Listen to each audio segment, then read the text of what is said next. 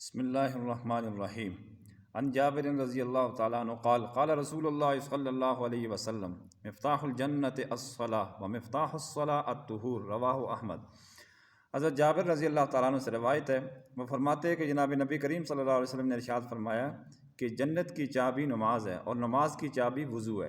احمد نے اس حدیث کو روایت کیا ہے۔ جس طرح بند گھر کے اندر تالا کھولے بغیر کوئی بندہ داخل نہیں ہو سکتا، اسی طرح اللہ تبارک و تعالیٰ کے حضور میں حاضری، اس کو مخاطب کرنا، اس سے مناجات کرنے کی جو اعلیٰ شکل و صورت ہے وہ نماز ہے۔ لازمی بات ہے، ہر بادشاہ کے دربار کے کوئی نہ کوئی ریکوائرمنٹ ہوتی ہیں ضروری، ان کے اوپر عمل کیے بغیر بادشاہ سے ملاقات اور مناجات نہیں ہو سکتی۔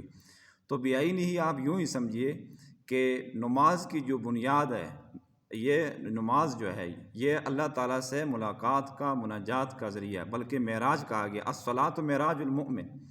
تو یہ بڑی اعلیٰ صورت ہے اللہ تعالیٰ سے مناجات کی اور ملاقات کی، لہٰذا اس کی ریکوائرمنٹ اور اس کی جو چابی ہے وہ وضو ہے۔ وضو جتنا اچھا ہوگا، اللہ تعالیٰ سے مناجات اور یہ اللہ تعالیٰ سے مخاطب ہونا یہ اتنا ہی زیادہ آسان بھی ہوگا اور اعلیٰ درجے کی مناجات ہوگی۔ تو اس کے اندر ادب کا تقاضا تو یہ تھا کہ سارے بدن کو دھویا جاتا اور نیا لباس پہنا جاتا، لیکن چونکہ حرج تھا، 3 اعضاء کو قائم مقام رکھ دیا گیا، چہرہ اور ہاتھ اور پاؤں۔ گناہ بھی ان سے صادر ہوتے ہیں اور یہی اعضاء لباس سے باہر رہتے ہیں عام طور پر، اس لیے وضو بہت اچھے طریقے سے کرنا چاہیے کہ اللہ تعالیٰ نے غسل کا حکم نہیں دیا، نئے لباس کا حکم نہیں دیا، پاک لباس کا حکم دیا ہے اور صرف وضو کا حکم دیا ہے۔ یعنی یہ آسان چیز ہے، اس کے باوجود لوگ لاپرواہی کرتے ہیں، اس طرف نہیں آتے، وہ نماز کا اہتمام نہیں کرتے، جو کہ ان کے لیے وبال جان بنے گی موت کے وقت بھی اور اسی طرح قیامت کے روز بھی۔